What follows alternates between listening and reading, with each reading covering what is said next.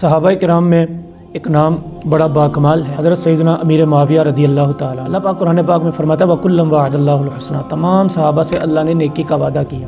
کئی لوگ سیدنا امیر معاویہ رضی اللہ تعالیٰ عنہ کے بارے میں کہتے ہیں کہ ان کی خصوصیت پر حضور نے کچھ نہیں ارشاد فرمایا، ان کے حق میں، ان کی عظمت میں کوئی بات نہیں ارشاد فرمائی، کوئی حضور نے دعائیہ الفاظ نہیں کہے۔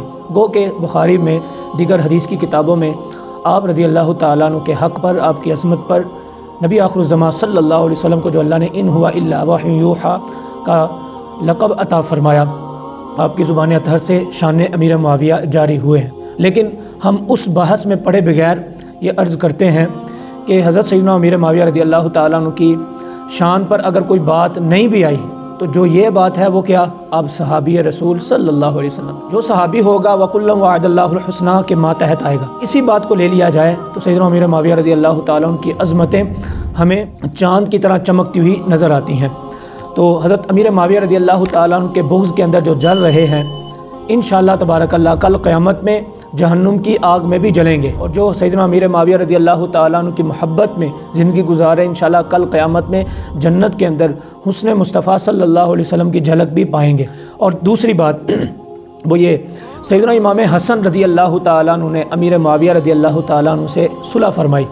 حضور صلی اللہ علیہ وسلم نے بشارت ارشاد فرمائی تھی، آپ نے صلح فرمائی۔ اور جو لوگ کہتے ہیں صلح کے اندر جو نکات بیان کیے گئے تھے اس پر عمل نہیں کیا گیا، ان کے دل کے اندر چوٹ تھا، نعوذ باللہ، ایک یہاں پر بات کرتے ہیں کہ ان کے دل میں چوٹ تھا، دوسری بات یہ کہتے ہیں کہ فتح مکہ کے وقت یہ مسلمان ہوئے، یہ دل سے مسلمان نہیں ہوئے۔ اور یارو ذرا تھوڑا سا سمجھو، جن پر ایمان لا رہے ہیں ان کو چوری نظر نہیں آئی، وہ تو اپنے سینے سے لگا رہے ہیں، وہ تو اپنی مجلس میں قبول کر رہے ہیں، اپنے رفقا میں شامل فرما رہے ہیں، اور تم لوگ 1400 سال کے بعد کہہ رہے کہ ان کے دل میں نعوذ باللہ چور تھا۔ تو ہم یہ کہنا چاہتے ہیں کہ سیدنا امیر معاویہ رضی اللہ تعالیٰ عنہ کی عظمت 14ویں رات کے چاند کی طرح چمک رہی ہے اور چمکتی رہے گی۔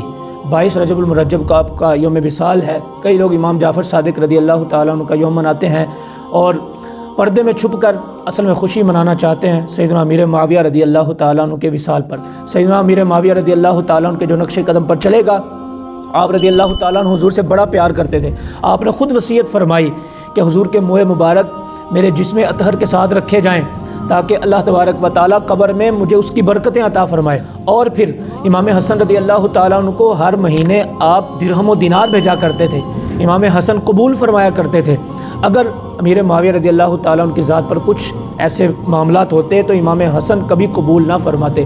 تو اللہ تبارک و تعالیٰ اہل بیت سے بھی اور صحابہ سے ہم سب کو محبت عطا فرمائے۔